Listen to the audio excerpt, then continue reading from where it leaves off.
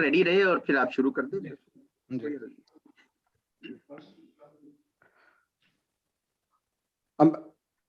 Director General, Ambassador, with your permission, we'll begin the proceedings of the today's event. Please. With a recitation, with Okay. the recitation from the Holy Quran. बिस्मिल्लाहिर्रहमानिर्रहीम. शुरू अल्लाह का नाम लेकर जो बड़ा मेहरबान निहायत रहम वाला है. इन्ना अअतैनाकल कौसर. ए नबी सल्लल्लाहु अलैहि वसल्लम, हमने तुमको कौसर यानी बहुत ज्यादा भलाई अता फरमाई है. फसल्लि लिरब्बिक वन्हर. तो अपने परवरदिगार के लिए नमाज पढ़ा करो और कुर्बानी किया करो. इन्न शानिअक हुवल अबतर. कुछ शक नहीं कि तुम्हारा दुश्मन ही बेनाम रहेगा. Jazakallah. Thank you. Assalamu alaikum and good morning, ladies and gentlemen. My name is Najm Rafiq. On behalf of the Center for Strategic Perspectives at the Institute of Strategic Studies, it is my pleasure to welcome you all to our webinar today at the Ambassadors platform on the future of Pakistan-Russia relations.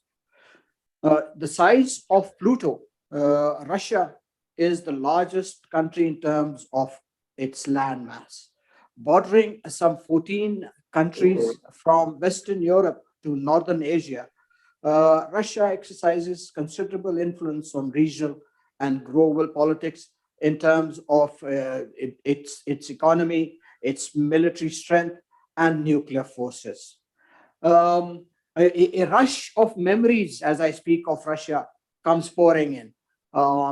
Tolstoy, War and Peace, Solzhenitsyn, the stories of Gulag, Bunin, Dostoevsky, of course, and of course, not to forget the music of Tchaikovsky. And there is no completing Russia without the babushka dolls. And of course, there are the memories of the Cold War that, of course, clouded bilateral relationship between Russia and Pakistan.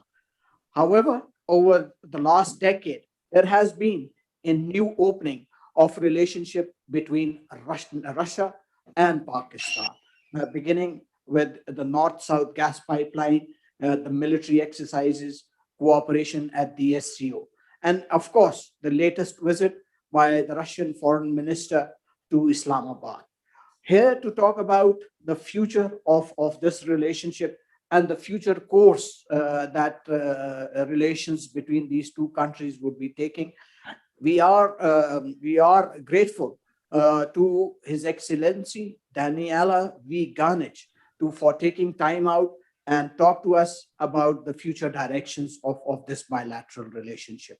By way of small introduction, Ambassador Daniela Ganich was appointed Ambassador Extraordinary and Plenipotentiary to Islamic Republic of Pakistan by the Executive Order of President of Russia in April 2019. However, he is not a stranger to Pakistan. He has previously served at various positions in Islamabad, first in 1999 and then again in 2007. But before I hand over the floor to our honorable speaker, may I request Director General, Institute of Strategic Studies for his welcome remarks. Sir, you have the floor. Thank you. Thank you. May I also join in the warm words of welcome to Ambassador Ganesh. Thank you, Excellency, for agreeing to share your thoughts with us. I must say that you would be one satisfied ambassador today after a successful visit of your foreign minister to Pakistan to strengthen the bilateral ties. I would flag three aspects of today's talk and will appreciate if you can touch them when you gave us your views. One, for many years, there has been a desire in both countries to see the relations grow. It would be nice to hear from you. How do you see the future of Russia Pakistan ties, and what areas you think are most promising. Two, at the same time, we also see that the process of growth in relations is slow. We have been hearing of the warming up of relations between Pakistan and Russia. So what, in your views, are the reasons, and how do we address them so that the relationship picks up its momentum? My third point would be that it would be useful for us to know what, in your view, the think tanks like ISSI that you are speaking to today can do to strengthen relations between Pakistan and your great country, Russia. Well, I'm sure you will be addressing all these issues, but I thought it fit to still point them out. Mr. Ambassador, we are really honored that you are joining us, and we look forward to hearing you now. Thank you very much. Back to you, Major. Thank you very much, Excellency. First of all, I would like to say Ramadan Mubarak. As far as I understand, this is the first of Ramadan. Second, definitely I will be direct I will try to be direct in answering your questions. Let's start with that, by the way. As for the future of our relationship, I think it is promising. And I think that the most promising areas of our cooperation is the political arena, the international affairs, and Afghanistan. Afghanistan probably is our priority right now. And I think that our long-term interests are identical. We need a stable Afghanistan by our borders without any external interference. And we wouldn't like any, hot bed of instability or terrorism or anything like this stemming from that area. And the international affairs. We both stand for multilateralism. And this is one of the reasons why we are cooperating so closely and constructively in the international organizations, such as the United Nations, the Shanghai Cooperation Organization, or the Organization of Prohibition of Chemical Weapons. Mm-hmm. So these are the areas where we can closely interact, and we are already doing that. As for the economic front, if I may say so, I think we have a potential, but due to several reasons, we cannot fully utilize that. And one of the main reasons is that Pakistan is part of the English-speaking world, and the Pakistanis prefer working in the Western markets. And once I already mentioned that a number of times, but this is a very good, thing which helped me understand what's going on. I was several years ago, I was in Faisalabad, and I asked an entrepreneur who is in textiles, what about the Russian market? And he said, why would I sell our products to Russia when I don't know Russia? I don't know the Russian language, but I do know the American market, the market of Great Britain, Australia, New Zealand. So, and I'm feeling fine, basically. So this is one of the reasons why the Pakistanis, not knowing the Russian market, not knowing the language, they prefer to trade either with the neighboring China or the West. And we should always remember that Pakistan used to be part of the British Empire, and for many people, the English language is their native language. So this is a very serious thing. As for the development of our relations, I mean, generally, including the economic relations, I think they are developing normally. This is a normal thing. You cannot do everything overnight, in my view. But what we're doing is the right thing to do. We try to identify areas of mutual interest and we proceed. And this is, in my view, this is the way things should be done. We should not waste our time, each other's time, you know, on some empty talk. So if, for example, one side is not interested in anything, or it is hampered or is afraid of something such as American sanctions, for example, and if it's not ready to proceed, it's better to tell that direct to your partners so that we do not waste our time. So it is better to identify small areas, small projects, but really work on them. As for the role of the Institute of Strategic Studies, Islamabad, I think it is doing an excellent job, and I'm deeply honored to talk to such a reputable audience. So basically, this is all I had to say. I'm ready for any questions, if any. Thank you, Ambassador. Just to set the ball rolling, I'm sure Najam will then have others to ask you questions. I think the gist of what you said is that we are moving at a steady pace. You can't rush it. It has to be a steady pace and a measured pace, and I think that's what we are doing. On the language part, it is true that Pakistan is more comfortable with the English-speaking world, but this ambassador is now changing because, for example, our people don't know China. We don't know their language, we don't know their culture, but the relationship has really picked up, and there used to be the maximum number of Pakistani students in the American universities. Today, there are 28,000 Pakistani students in Chinese universities. So I think a step is being taken, and Pakistan is also very keen to, I think, and our businessmen need to be more educated about Russia, and that's where your embassy also comes in, because they need to also introduce Russia to them, because Russia is a very important country for us.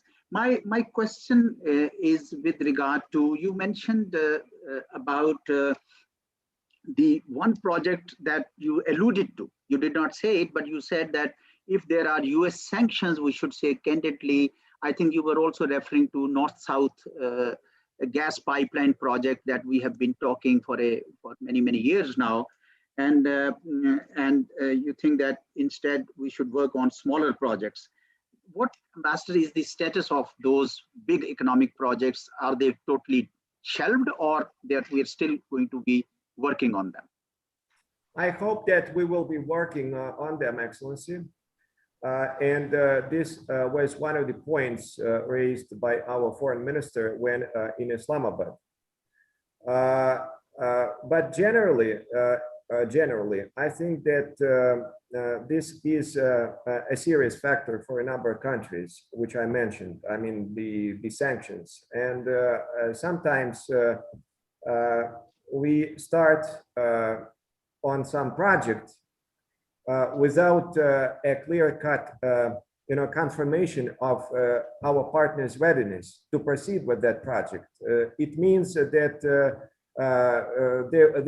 there will be some money and time spent on talking, and finally we will be blah blah blah, and everything stops because some representative of the leader of the free world will come to some of your governmental structures and make some ultimatums. So since I am very grateful for this opportunity to talk not just as an ambassador, but just as a scientist and a specialist, I can speak more freely. I think I wouldn't like that waste of time. And by the way, this Nord Stream 2, I would be angry, by the way, not only with the Washington administration, which is doing anything it can to stop that project so that they could sell their own gas at higher prices.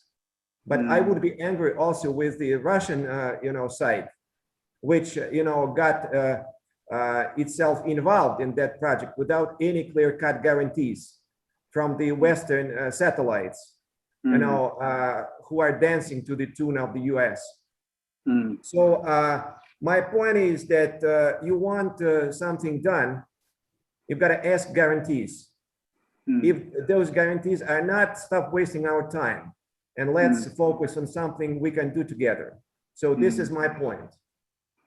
As an ambassador, I should praise the Nord Stream and this Pakistani stream.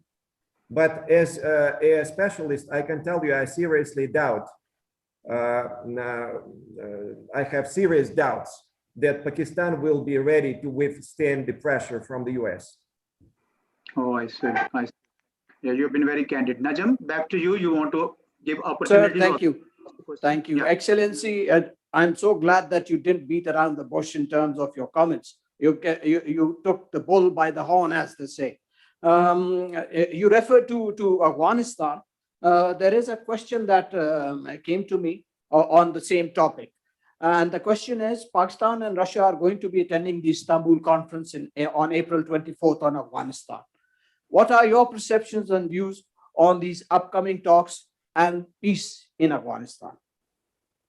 I think, Excellency, that if I could answer this, in full, I would be a Nobel Prize winner. I think it's a very complex issue, but I will try to, make some comments, though I'm not a specialist on Afghanistan.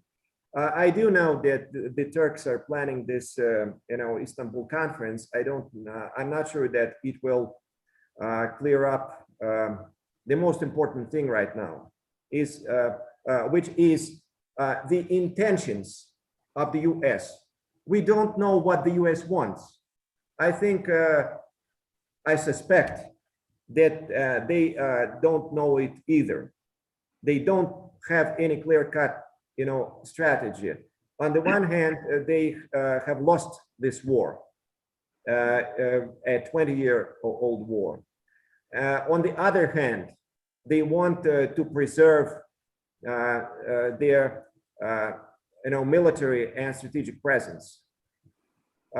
So I think what is most important right now is not the Istanbul conference, because it will produce no results unless the Taliban and the US come to terms. I think this could be possible if the White House comes out with a clear-cut strategy, what it really wants. They say that they want a stable Afghanistan, but at the same time, they have been slowing down the pace of drawdown from Afghanistan for many months.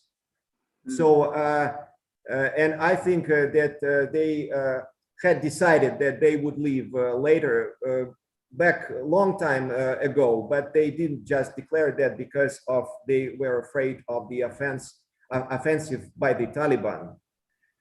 So my point is that I don't care much about this Istanbul conference, but I do care about the clear-cut intentions of the US, which we still don't know.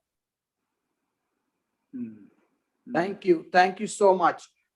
Excellency, there's a hand raised by General Khalid Jafri from the Center for Global and Strategic Studies. I would give the floor to him. Sir, you have the floor for your question, sir. Thank you. Good morning, Ambassador. Morning. Very interesting, very direct comments, and I think we really appreciate your comments. Coming back to Afghanistan, yesterday, the Americans announced that by September 11th, they would be leaving Afghanistan. So first of all, I would like to ask you whether, in your opinion, this would really take place. And even if it does take place, what is the situation going to be in Afghanistan after the American withdrawal?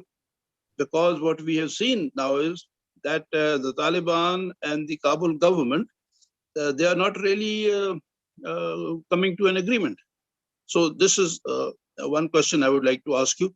And a very quick comment, please, if you don't mind. You said that Pakistan will not be able to sustain the US pressure, but don't you think that in the recent past, there is a change? Pakistan has been able to sustain US pressure on a number of issues. Thank you. Yes, Excellency, I will try to start my answer with the last part of your question. I think that our common problem is that we think about ourselves and we think about today, but rarely do we think about future generations and what our country will be like in several years or in several decades. And I think that when representatives of the political elite are faced with personal sanctions or something which will cause harm personally, I think there are few courageous people. This is by the way the reason why the USSR broke down, collapsed in 1991. That was because the internal elites wanted power and they thought about only themselves. So yes, I think that Pakistan will not be able to tolerate American pressure. And this is because the political elite and many representatives of it are dual nationals. They have children, studying at American and British universities. And I think that even when they are in some kind of enterprise with Russia, they always report to our big brothers. And looking what they think and how they will act. As of Afghanistan, nobody knows, but I do know what this situation will be like in several years or even in several months. But I do know that we need a stable government, and this stable government cannot be without Taliban, because Taliban is a reality. And they have won the war. Let us be frank. And I wouldn't say this term is very, shaky. The Kabul government. This is the Kabul, puppets. If I will be frank, as a specialist, not as a diplomat. This is the government of puppets, which will be out as soon as and if the West withdraws its support. So yes, I think this is possible that the troops will be out, but only if it will be, in the interests of the U.S. This is probably a cliche, but I think it is true. Because these leaders of the free world, they are acting only in their own interests. And I think that if we are honest to ourselves, we should admit that this bullshit about democratic values has nothing to do with the real policies. So they're doing what they want, and they're doing what they think in their interests to keep their dominance in the world affairs. So I don't know, but the answer is that they may be leaving, but the question will be where. Maybe they will ask for some bases in Pakistan. Thank you, Excellency. Perhaps we need to go back to the whole debate about the proletariat and the bourgeoisie systems. The next, I see the hand raised here by Dr. Saf Malik, our very own director at the India Study Center at the Institute of Strategic Studies. Dr. Saf, you have. Thank you. Hope I am audible. Yes, you are. Yeah, I can hear you. Thanks. Ambassador, здравствуйте. What a pleasure to see you. Ambassador, I have a question with three parts. My first part is, as you know, Kashmir is the real bone of contention between normalization of relations between Pakistan and India, and certainly the nuclear flashpoint which can pose a threat to not only South Asia, but the world as well at large. So how Russia view this issue, and how Russia could play its role in the early resolution of this conflict between two nuclear armed states. And second part is, would you like to enlist the areas of strategic significance between the both countries and how to solidify them in future? And third, sir, you rightly mentioned language has been a big barrier in interacting between two nations. So people-to-people contact matters a lot in this context. So how do you suggest that how to enhance people-to-people contact amid this language barrier? Thank you. Yes, I think that our official stance is that Kashmir is a bilateral issue between Pakistan and India, and we have our own problems. We have the Crimea, which we believe is part of Russia, and so you have Kashmir, we have the Crimea issue. As for, you mentioned that this is a nuclear threat. Yes, it is. And I think, frankly, that sooner or later, there may be some accidental, catastrophe. Because people stopped to worry about nuclear weapons, which is very sad. And if we,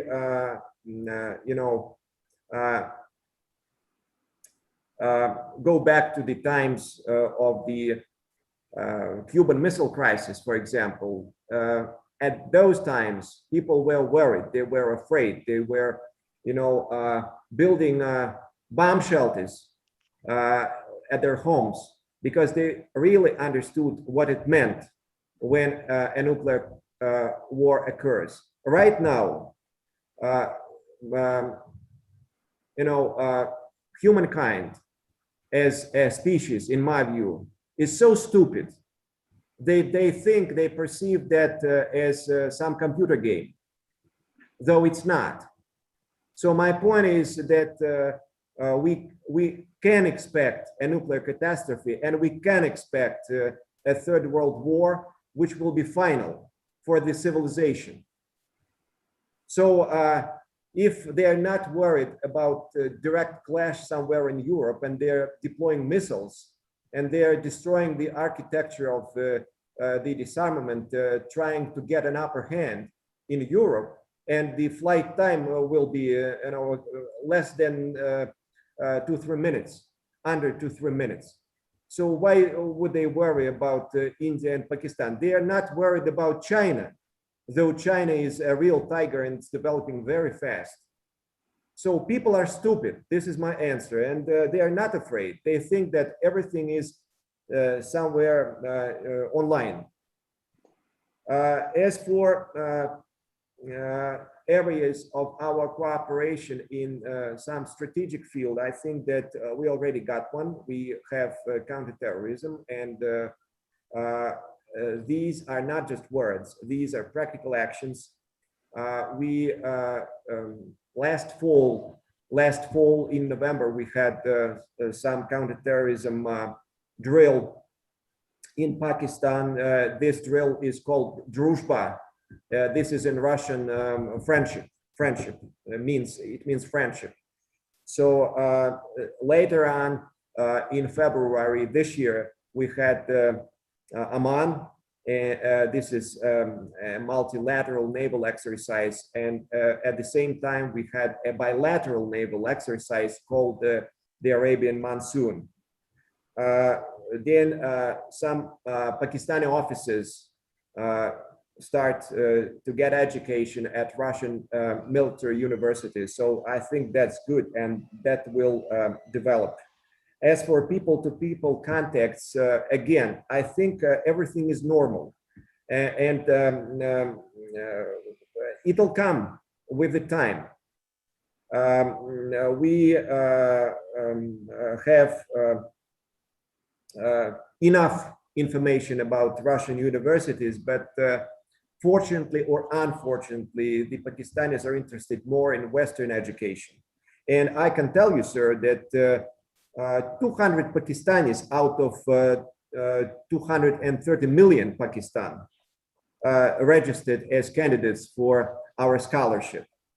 So I wouldn't, try to accelerate the process. I think everything is fine. Your country is changing. Our country is changing. I think the process will be over in several generations, because we used to have Soviet government and Soviet psyche. Right now, we're having people with new mentality, and it will be a really new Russia. And I'm sure that there will be a completely new Pakistan in some time. Thank you, Your Excellency. Let me just say that people are not stupid. Dostoevsky. It reminds me of Dostoevsky's Idiot. A fool with a heart and no sense is just as unhappy as a fool with sense and no heart. You were talking about China. I see our former ambassador to China, Ambassador Masood Khalid, has raised a hand. Sir, you have the floor.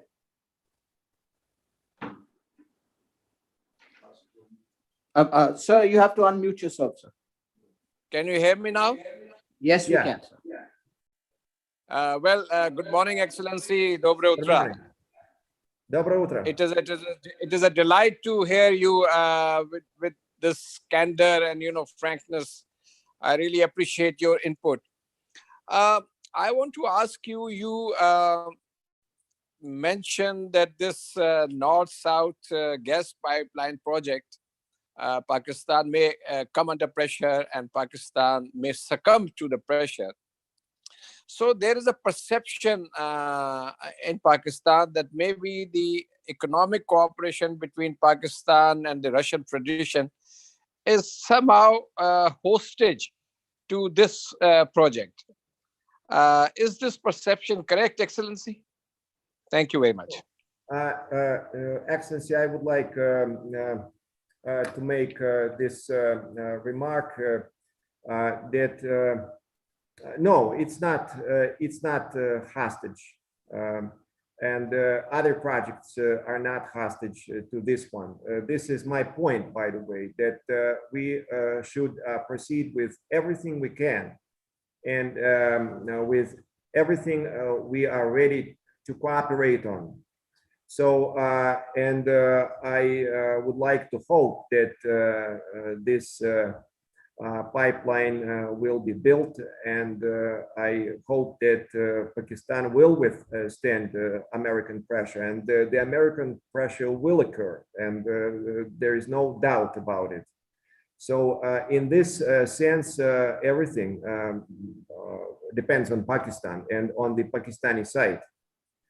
So as for other economic projects,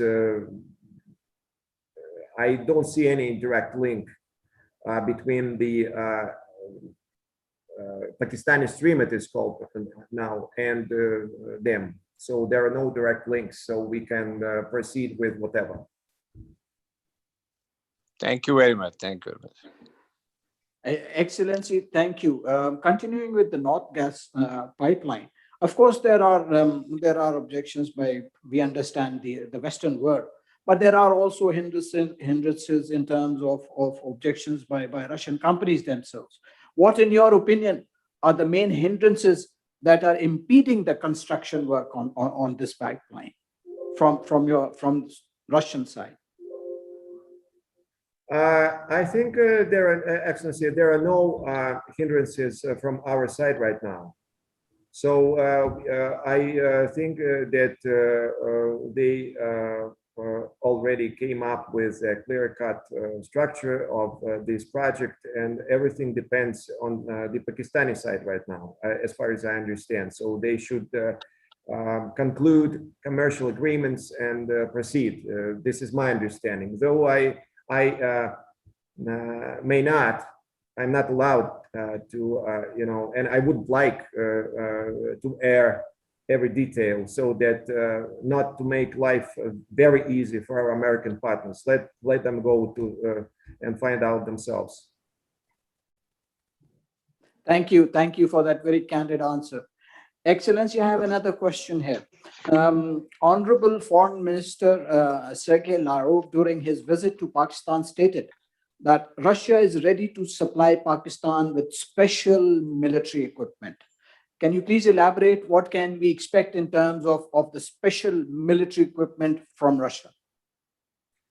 Again, sir, this is not my cup of tea. This is not my department, but I believe that everything connected with counterterrorism is possible. And the main, department dealing with that is the Ministry of Defense, headed by a friend of Mr. Lavrov, a friend. He's Minister for Defense. General Shoigu. Thank you, Excellency. I see a hand raised by Ambassador Andrabi. Sir, please unmute yourself, sir. Thank you very much, Ambassador. It was delightful listening to you and your frank views. I got the impression that there is a kind of fear, and of course we have expressed it also, that Pakistan may not be in a position to conclude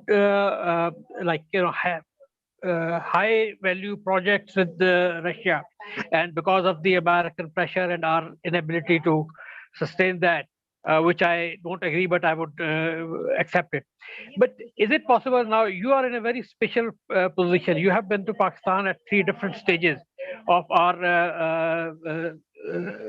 bilateral relations, and now that you are here for the 3rd time as ambassador, you must have seen some changes that was not there, when you were here before, and you are in a very unique position to maybe identify some low-lying fruits that can be picked up instead of waiting for the harvest to come, and that would increase the confidence between the two sides, and that would be small steps to take. And let's not keep our relation only confined to security and political arena at this time, and try to, with your, of course, your expertise and your knowledge of Pakistan and of course Russia, what are the small steps that could be taken in other fields, which would not be attracting any objection or any pressure from our big brother, but would still, make very good, strong stepping stones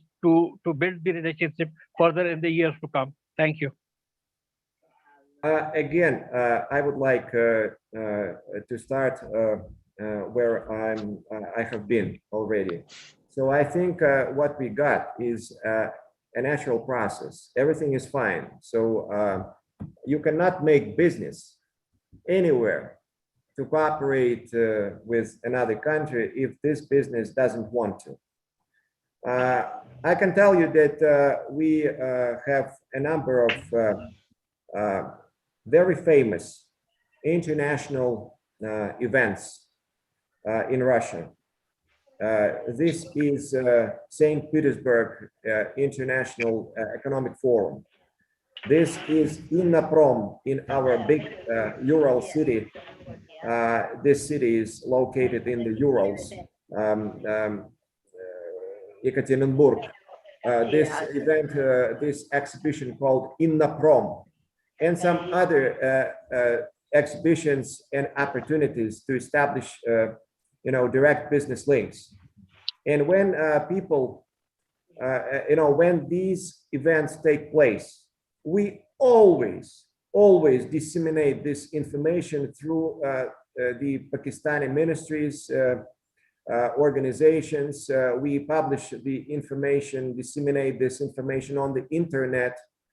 So basically, it's up to the businessmen to get themselves registered, buy a ticket, go there and conduct negotiations with anyone under the sun. And if the businessman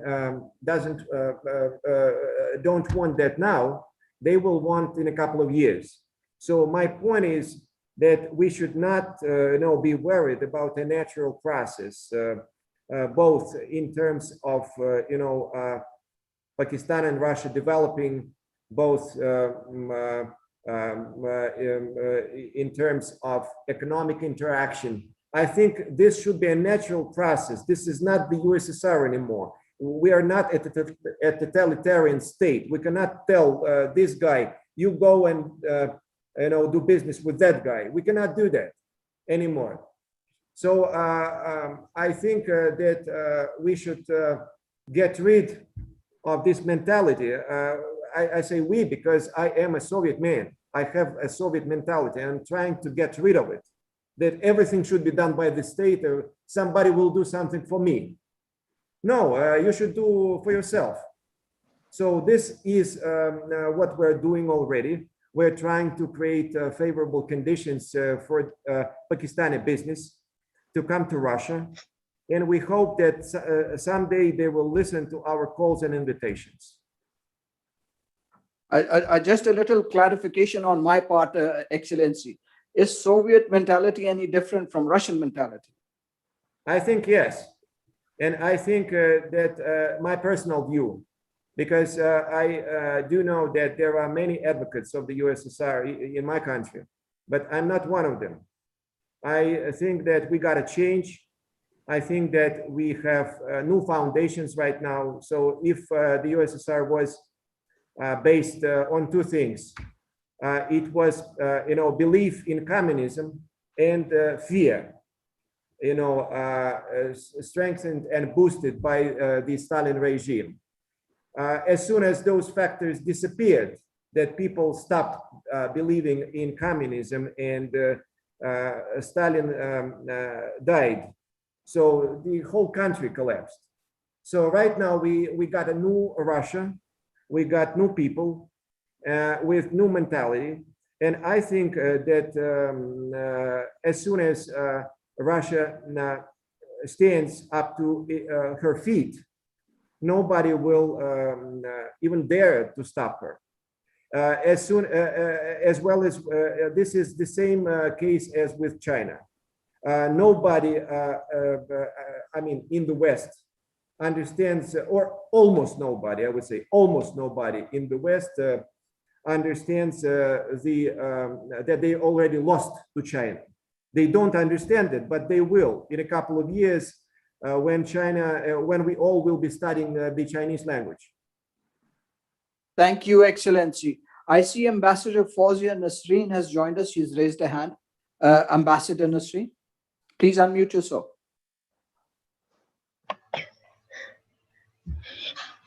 Excellency, it was a pleasure listening to you. I think you covered a very vast canvas of bilateral relations between Pakistan and Russia. I would draw your attention to some sort of a discussion that took place during the visit of His Excellency, the Foreign Minister Lavrov, about the vaccine, I think Sputnik. Some doses are going to be supplied to Pakistan, but also there was some mention about the possibility of a joint venture between Pakistan, or let's say these vaccines being manufactured in Pakistan. So I would like to just have your comments on this, and what is the status, or if at all there has been some sort of a thinking now about entering into some arrangement or cooperation in this regard. Thank you, ma'am. I would like to answer in the following way. We understand the importance of coping with this pandemic, and we understand that if we can, we should supply our vaccine to other countries, including Pakistan. We understand that it will help save lives of people, and it will help strengthen Russia's image here. So, for the embassy and the consulate general in Karachi, we got our consulate general in Karachi. This is a priority, and as soon as we get some info or some suggestion or some proposal, it is immediately cabled to Moscow, and Moscow mulls it over.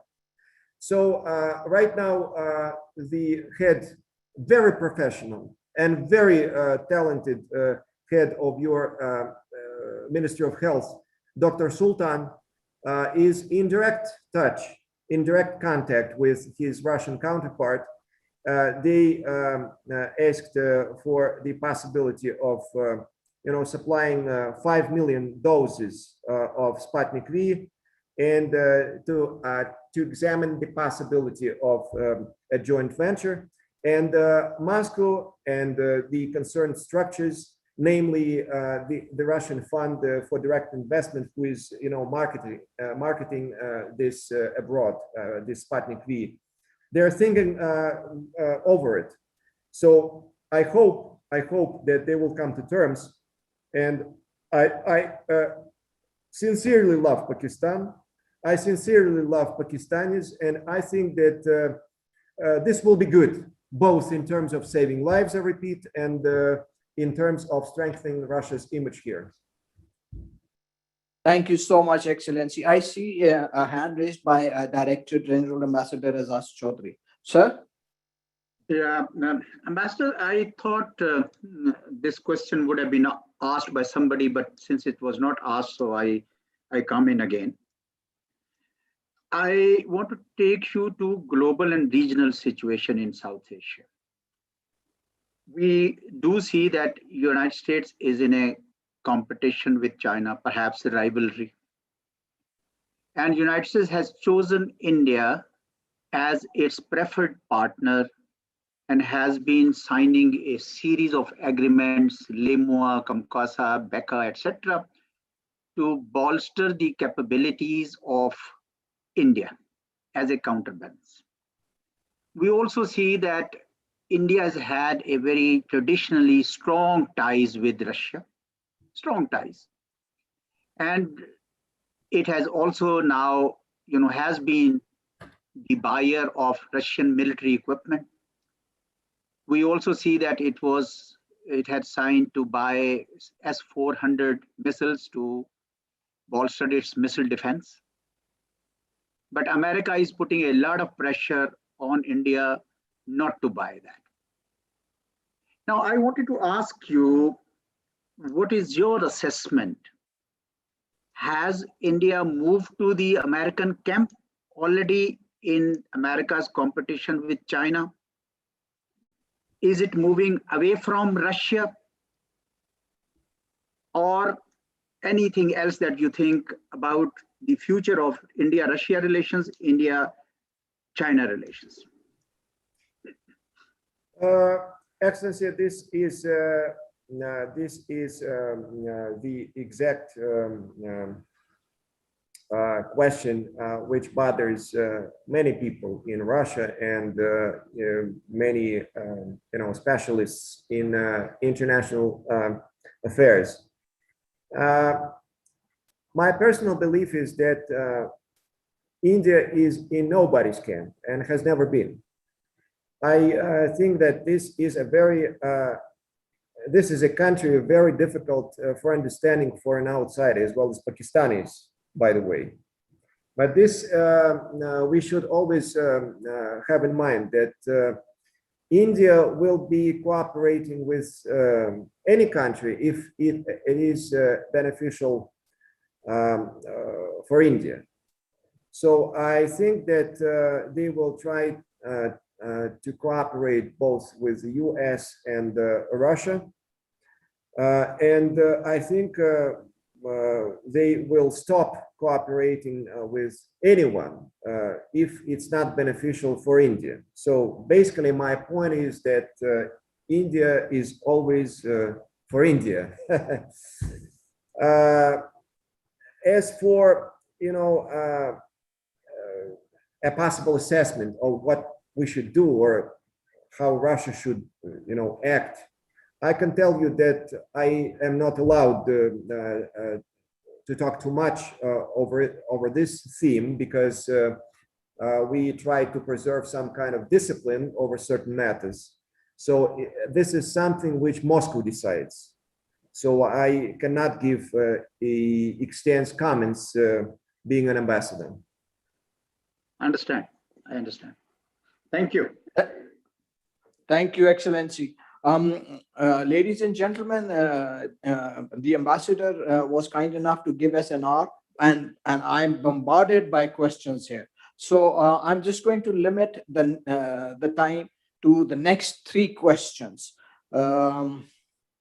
The question that I have here, Excellency, is that Honorable Russian Foreign Minister, during his press briefing at the Pakistani Foreign Minister, said that Russia is ready to facilitate Palestinian-Israeli talks. In what way and format can this facilitation be expected? And has there been any display of interest to this offer by the Palestinian or the Israeli side? Excellency, I would like to assert in no I should state clearly that our positions are identical with Pakistan. We think that the Palestinian people should have their own state, that the international community should stop the numerous sufferings of Palestinian people. And as for how we can do that and how Russia wants to proceed, I think primarily this is a quartet, but also other formats. It can be some any international event which will be playing into the hands of the suffering Palestinians. And I think that the policies conducted by Washington under President Trump made a lot of harm. We hope that the Biden administration will realize that and will facilitate the settlement from their part. Thank you, Excellency. The next question I have here is, a few weeks back, Russia's ambassador to the United States said that, and I quote, Russia stays ready for talks with the US on new military technologies. And White House also hinted that US aims for meaningful dialogue with Russia and China on military technologies. In your view, is there any possibility of a bilateral arms control agreement on emerging military technologies like artificial intelligence, lethal autonomous weapon systems between US and Russia?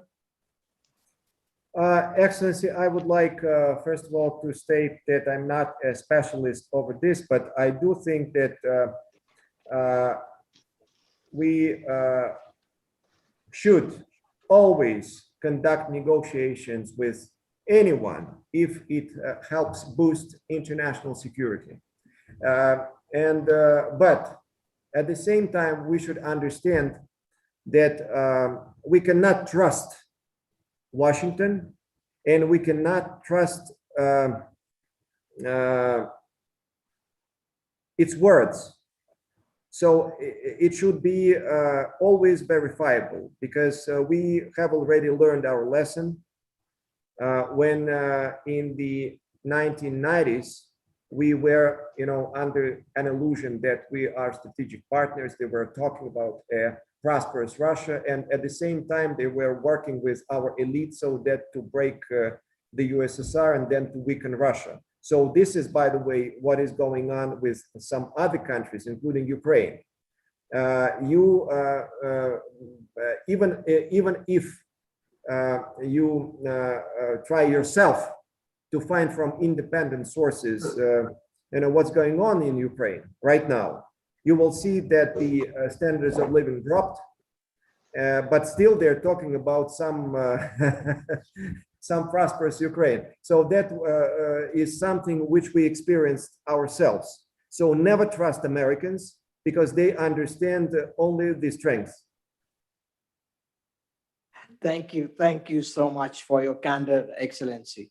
The other question that I have here is, talking about improving economic relations between Pakistan and Russia, the Honorable Foreign Minister Shah Mahmood Qureshi highlighted multiple sectors of Pakistan for Russia to invest in and provide expertise for improvement in sectors such as energy and railways. The question is, what is the Russian government doing to encourage Russian companies to invest in Pakistan, in these different sectors in Pakistan? I cannot say anything against what your foreign minister said. Otherwise, I wouldn't feel very comfortable and for long. Speaking seriously, I think that we took notes of what His Excellency said, because I would like to repeat. We respect Pakistan. We want to work with Pakistan, and we want partnership with Pakistan. So we,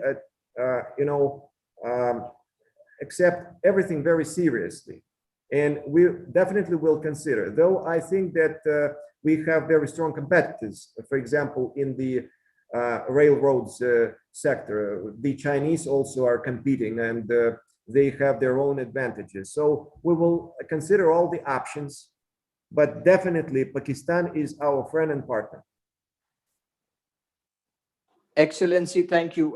I promised 3 questions, but somebody is requesting the very last question. And okay, this is the last one. You are the boss. Excellency, can you please highlight the main agenda points for the upcoming Intergovernmental Commission consultations meetings that will be held later this year? I think that everybody knows.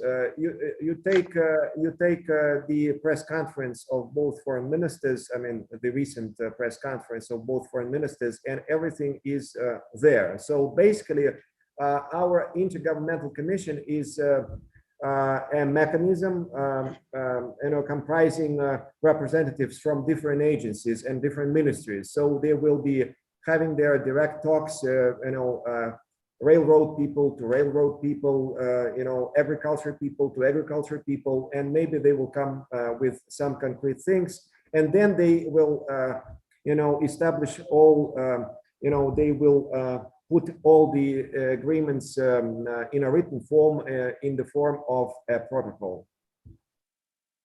Excellency, thank you so much. Thank you so much for your candor, for your frankness.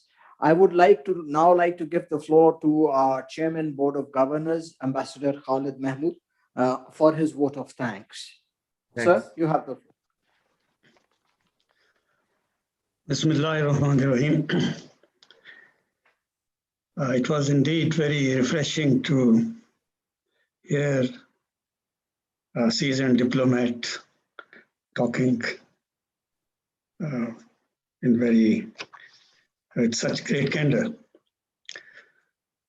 The Excellency, the Ambassador of Russian Federation, has given us his assessment of the state of Pakistan-Russia relations, particularly in the wake of the recent visit of Foreign Minister Lavrov.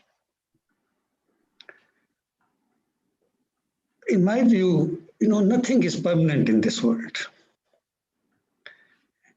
Same one can say about interstate relations. And I think that has also been true of evolution of Pakistan-Russia relations. If we go back into the history, it was a different kind of relation Pakistan enjoyed with Russia during the Cold War, 1971. But after the end of Cold War, the things have changed. For example, Afghanistan was, the situation there saw the lowest point in Pakistan-Russia relations. Now that has come out as a point of convergence. How we are looking at resolving this long-standing problem in Afghanistan. So what I'm trying to say is that if we see what kind of relations we had before the end of Cold War and what situation we see now, there's marked difference. And the difference is towards improvement in our ties. Many points of convergence have now emerged, and both sides are making efforts to build upon those points of convergences. Even in trade, of course it is not much. It used to be about 500 million, now jumped to 790 million or so. But there is some improvement, Of course, some mega projects to which you refer to, there is no desired forward movement. But there were so many other projects, where we could collaborate. And what's more, the international situation is now so changing, as was pointed out by Director General Azaz Chaudhry, that Pakistan and Russia are being pulled towards each other. It is new opportunities are coming up after we became member of Shanghai Cooperation Organization, thanks to Russia's full support. CPEC, another, mega project, which also augurs well for greater collaboration between, not only between Pakistan and China, but even Russia and the rest of Eurasia. So what I see that the constraints are still there, of course. You have very pointedly told us about the inhibiting role of United States. Similarly, I think India factor also remains there,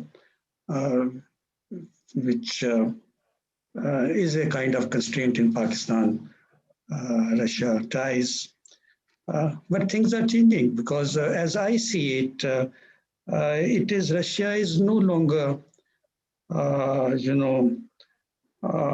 giving unconditional support to India on every issue. It is having more balanced now approach towards South Asia. In between our bilateral issue, ties, the relations in the military field are very encouraging. It's just kind of supplies, military supplies, the exercises to which you have pointed out. And there is now greater institutional arrangements between our two countries to promote our bilateral ties. So, so I think the trajectory is, in my view, upward now. And of course, we take your point that we can't and we should not force the pace.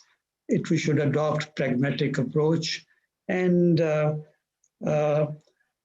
step by step try to maximize areas of our convergence and cooperation.